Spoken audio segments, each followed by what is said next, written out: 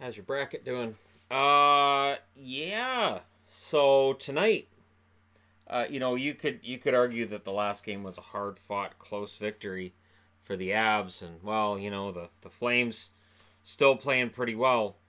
Not tonight, and you're not going to Riddick in Game 4 because Smith wasn't the problem in this one. This was Colorado coming out and basically saying, okay, this game belongs to us tonight. It's our game. We're at home. Dominance is ours. Everything that Dallas wasn't able to say in their game.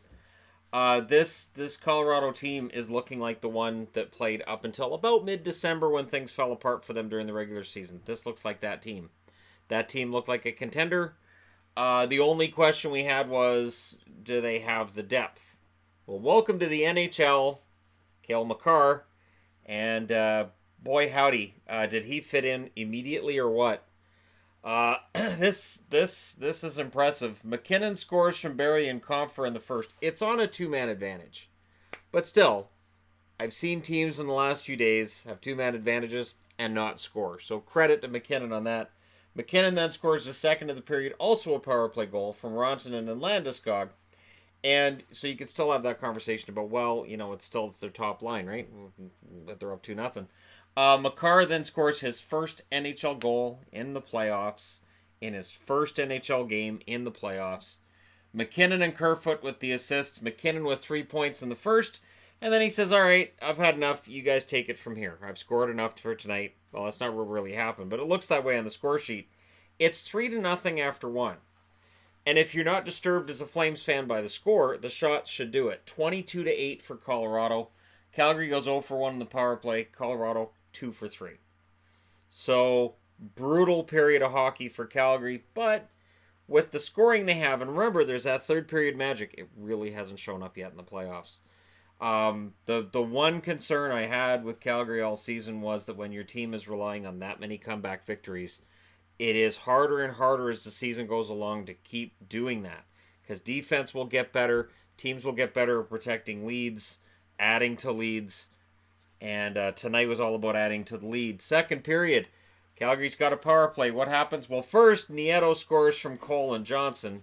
That makes it 4-0, which means when Sam Bennett does score a power play goal about 40 seconds later from Rasmus Anderson and Michael Backlund, that just basically makes it even. So shorthanded goal for Colorado, power play goal right after that for Calgary, but it's still got to feel pretty bad because they're still down 4-1. And before the period's out, Rantanen scores his first of the playoffs from Wilson. So there you go. It is 5-1 after 2 in favor of the Colorado Avalanche. And shots are 19-12 for Colorado in the second. Calgary goes 1 for 2 on the power play. Colorado 0 for 2. So it's crazy. This whole game, it's just, again, and I've mentioned this before in the playoffs. In a vacuum, if I take you from last April and I sit you in front of this game and I don't tell you which team's the number one seed and which one's the wild card, you would watch this game and say, wow, Colorado must be the number one seed, and Calgary just squeaked into the playoffs, because that's how they played.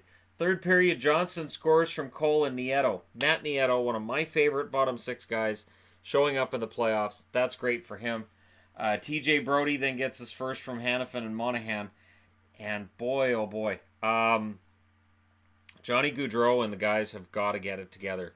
This final of 6-2, that's just absolutely unacceptable. Colorado even outshoots them in the third 11-7.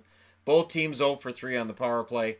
The game was chippy. There were a lot of penalties called, and in the end of it, it favors Colorado. Colorado's power play gets going.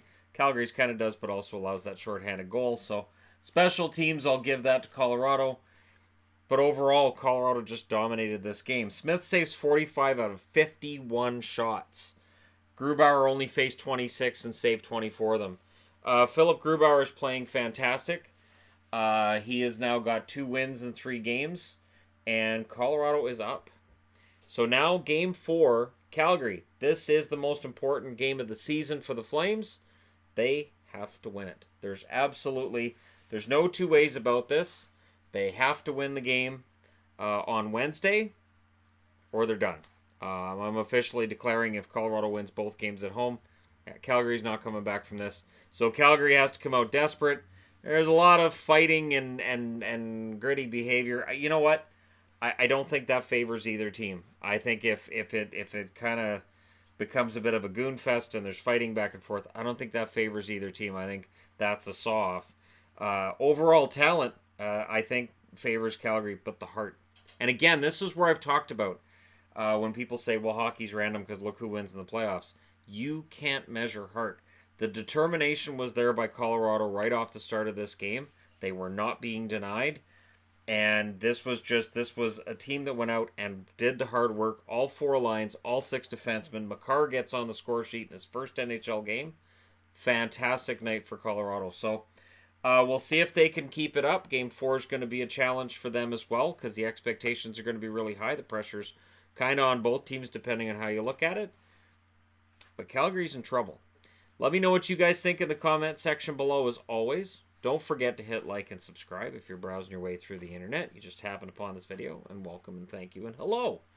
And I will talk to you guys again very soon.